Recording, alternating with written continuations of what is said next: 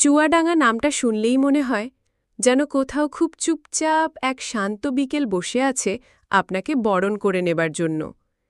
এই জেলার রাস্তাগুলো শুধু চলার নয়, অনুভব করার।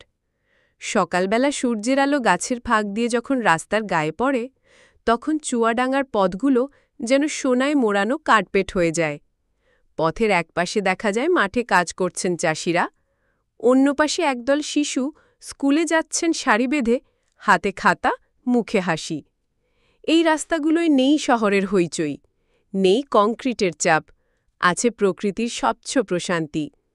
হাঁটতে হাঁটতে আপনার পাশে দৌড়ে যাবে একটা গরুর গাড়ি, কেউ একজন হাঁটছে একা একা, হয়তো গন্তব্য খুব কাছেই, কিন্তু পথটা তার প্রিয়। চুয়াডাঙ্গার রাস্তার পাশে দেখা মেলে আমবাগান, খেজুর গাছ, মাঝে মাঝে শালিক বা দোয়েল পাখির ডাক। ঝিরঝিরে হাওয়ায় পাতাগুলো দুলে ওঠে, আর রাস্তায় পড়ে থাকা শুকনো পাতা বাতাসে উড়ে যায়, যেন প্রকৃতি নিজেই খেলা করছে। দুপুর গড়ালে চারপাশটা নিস্তব্ধ হয়ে আসে, ছায়া লম্বা হয়, আর রাস্তায় দেখা যায় কেউ একজন শীতল হাওয়ায় বাইসাইকেল চালিয়ে যাচ্ছে। হয়তো কেউ সাইকেলের ক্যারিয়ারে বাজারের ব্যাগ নিয়ে ফিরছে, কেউ বা যাচ্ছেন হাটে। তাদের মুখে ক্লান্তি নেই, চোখে মাটির সঙ্গে মিশে থাকা তৃপ্তির ছায়া। চুয়াডাঙ্গার রাস্তাগুলো বৃষ্টির দিনে আরও আলাদা লাগে। কাদামাটির ঘ্রাণ ছড়িয়ে পড়ে বাতাসে, রাস্তায় জমে থাকা পানিতে প্রতিফলিত হয় মেঘের চলন। এক একটা পায়ের ছাপ যেন রেখে যায় নিজের গল্প, নিজের চিহ্ন।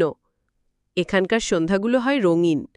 আকাশে লালচে আভা, রাস্তার পাশে জ্বলে ওঠে কুপি বাতি, চায়ের দোকানে জড়ো হয় মানুষ, গল্প হয়, হাসি হয়, আর রাস্তা ধরে ফিরতে থাকে এক একটি মানুষের ছোট ছোট জীবন। চুয়াডাঙ্গার রাস্তা মানে শুধু চলার জন্য নয়, এটা অনুভব করার জন্য। এই পথ ধরে হাঁটলে মনে হয় জীবনের অনেক কঠিন প্রশ্নও যেন সহজ হয়ে যায়।